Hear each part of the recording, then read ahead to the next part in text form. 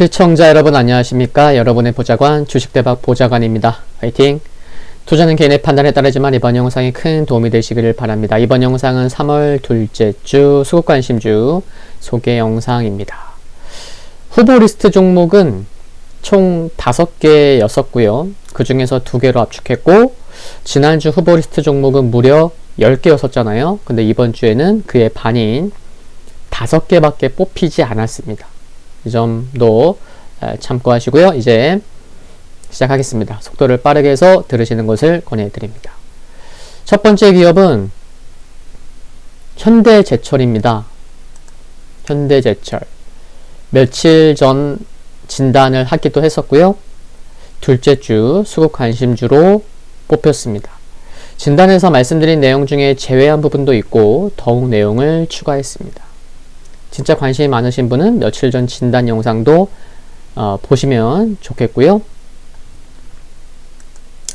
최근 철강 가격 상승, 인상 뉴스들을 쉽게 확인할 수가 있는데요. 이 녹색 테두리, 연두색 테두리 기사는 3월 2일부로 인천 공장과 당진 제철소의 철 스크랩 구매 가격을 전 등급에 걸쳐서 톤당 25,000원 인상한다는 기사고요. 두 번째 노란색 테두리 기사는 건설용 H형강을 톤당 3만원 인상한다는 기사입니다. 언제부터요? 8일 월요일부터 올린다는 건데요. 건축물에 이제 많이 쓰이는 H형강의 경우는요, 이번이 4번째 인상인 셈입니다. 지난 연말과 비교하면 톤당 무려 여기도 있지만 18만원 인상되는 상황인데 중국산 H형강이 수입 물량이 제한되어 있는데 이와 같은 수급 부족도 가격 인상을 부추기는 원인으로 작용하고 있는 것 같습니다. 검정색 테두리 세 번째 기사는요. 포스코 동국제강, 현대제철, 후판설비 일제히 보수돌입, 가격 인상 얼마나? 이런 제목인데 조선용 후판 가격 얘기입니다. 4월 선적분 수출 상담을 진행하고 있는 일본제철이 앞장서서 가격 인상을 추진하고 있기 때문에 국내 철강 업계에 영향을 미칠 것으로 전망되고 있죠. 이미 작년과 비교해서 10만원 이상 올라 있는데 여기에서 톤당 10만원에서 15만원까지 인상되지 않을까 전망되고 있는 것 같습니다. 그리고 이 2개 파란색 테두리 핑크색 테두리의 기사는 비슷한 기사인데요. 현대제철은 제목은 친환경차 시장 선점위한 기술개발 강화, 현대차 EGMP, 현대제철 강판 그룹 시너지 극대화. 제목은 이렇죠. 현대제철은 현대차의 전기차 전용 EGMP 플랫폼에 적용되는 특수강 소재를 개발 생산을 진행 중이죠. 현대차 연구개발센터와의 실시간 협업과 피드백을 통해서 자동차 소재를 개발하고 있다는 것이 큰 장점으로 작용할 수 있는데 이는 현대차 입장에서도 장점으로 작용할 수 있는 것 같습니다.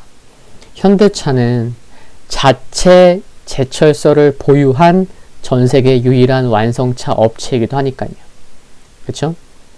현대제철은 현대차를 포함해서 자동차량으로 연간 약 550만 톤 이상을 공급하고 있는데요. 내년까지 개발을 완료한 전기차량 특수관과 강판의 공급 기반을 구축한다는 계획을 세우고 있기 때문에 지금 말씀드린 부분은 중장기적으로 현대차와의 시너지, 지속 관심이 필요해 보입니다. 관련 뉴스는 앞으로도 지속적으로 계속 나올 수 있는 부분이라 생각이 들고요. 이 밖에도 현대제철의 경우에는 수소 관련 육성 사업의 중장기 전략을 가지고 있죠. 금속 분리판이랑 부생수소 생산 능력을 키울 계획인 거고요. 또한 후판, 특수강 등 핵심 사업 부문을 제외하고 저수익 사업의 구조조정을 지속적으로 검토할 것으로 전망되는 것도 긍정적인 부분이라 생각이 됩니다.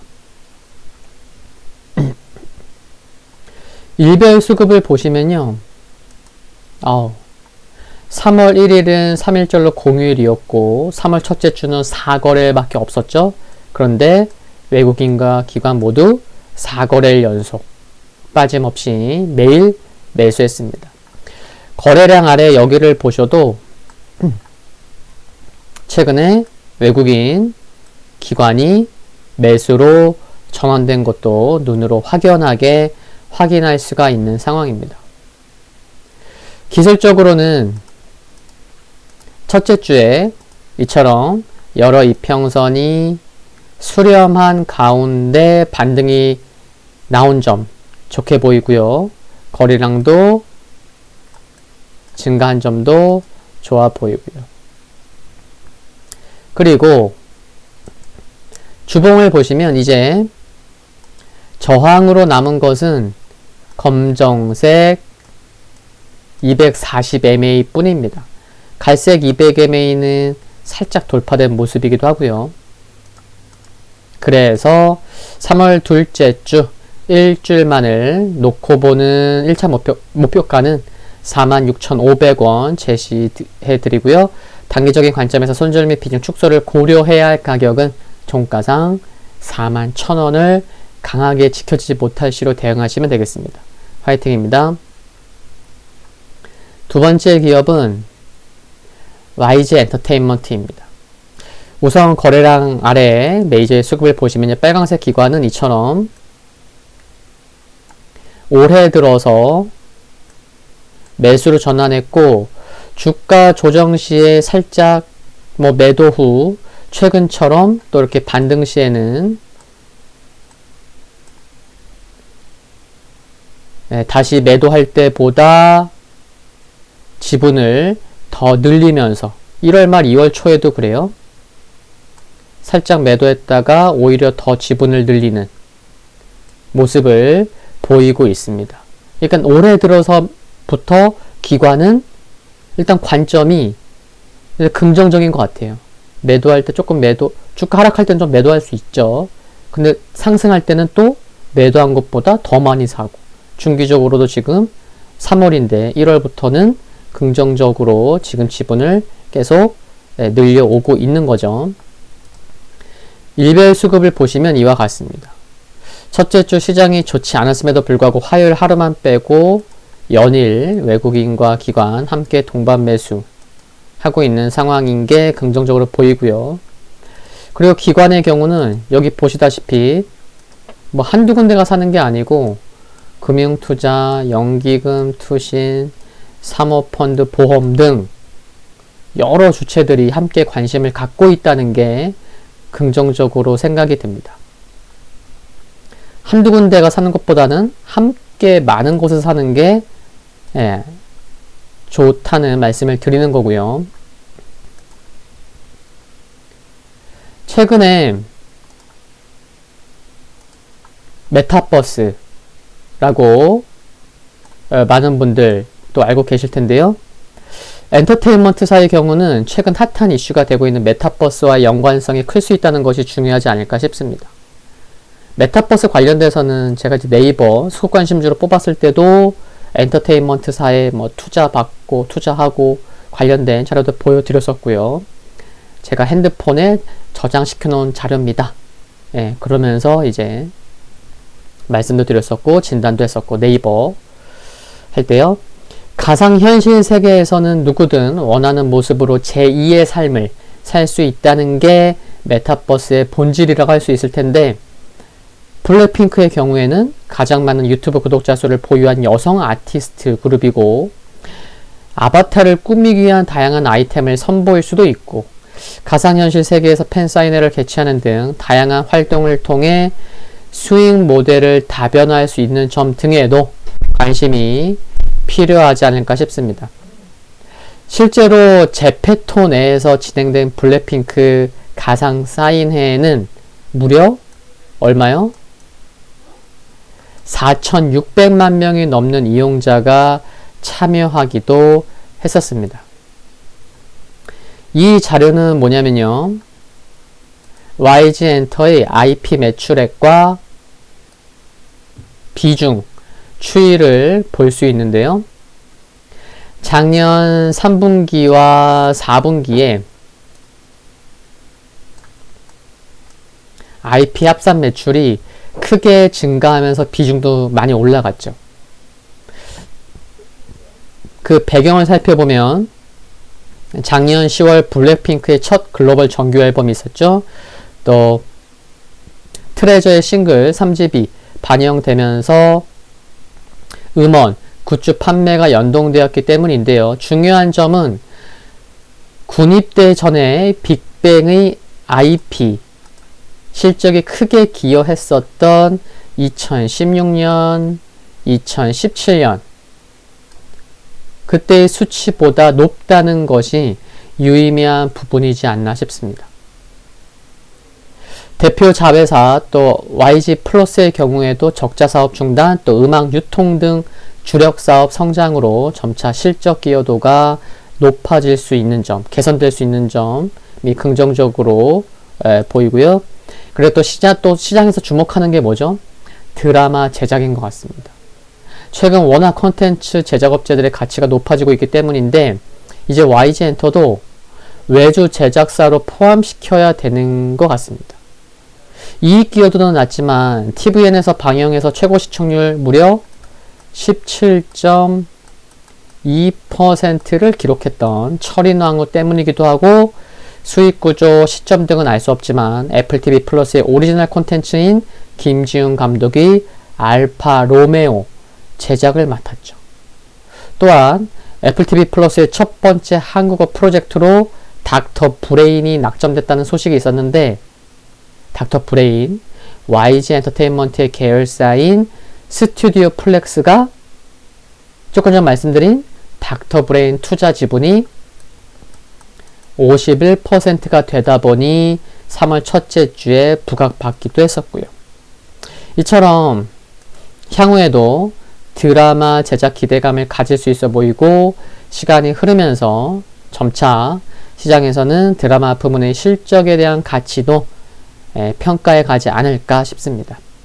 기술적인 흐름을 보면은 최근 반등이 나온 시작된 가격이라는 게 지난 어때요? 여기 전저점은 지켜진 가운데에서 반등이 나오는 점이 좋아 보이고요. 그리고 전저점에서의 반등 시에 어떻다고요? 전저점에서 반등 시에 이와 같은 메이저의 매수가 유입되면서 상승한 것도 긍정적으로 보입니다. 1월 말에 여기 하락이 시장 하락으로 인한 하락이었고 하락 후 2월 초에 여기 반등 시에 바로 또 기관의 매수가 이어진 것을 보면 또 그리고 3월 첫째 주 시장이 주춤했음에도 불구하고 상대적으로 좋은 모습, 좋은 수급을 보인 점 등을 감안하면 긍정적인 시각에서 봐야 되지 않나 그런 생각 해볼 수 있겠고요. 월봉을 보시면 어떻죠? 5개월 연속 양봉이 나오고 있고 그리고 10MA 10월선을 잘 지키면서 검정색이 10월선이죠. 10MA 잘 지키면서 반등이 나오는 모습도 양호해 보입니다. 그래서 3월 둘째 주 일주일만을 놓고 보는 목표가는요. 54,000원 제시하고요. 단기적인 관점에서 손절 및 비중 축소를 고려할 가격은 종가상 47,000원을 강하게 지켜지지 못할 시로 대응하시면 되겠습니다. 화이팅입니다. 3월 둘째 주 수급관심주 소개 영상은 여기까지입니다. 중간점검 영상은 수요일 장중에 최종 리뷰 영상은 토요일 낮 12시에 업로드 됩니다. 참고로 수급관심주 선정에 앞서서 이번 주 후보리스트 5개 종목이었는데 후보리스트 종목 영상은 멤버십 등급 중에 보좌관 절친 가족에 가입하시면 확인해 보실 수 있습니다. 구독과 좋아요는 큰 힘이 되고요. 성공 투자를 기원합니다. 감사합니다.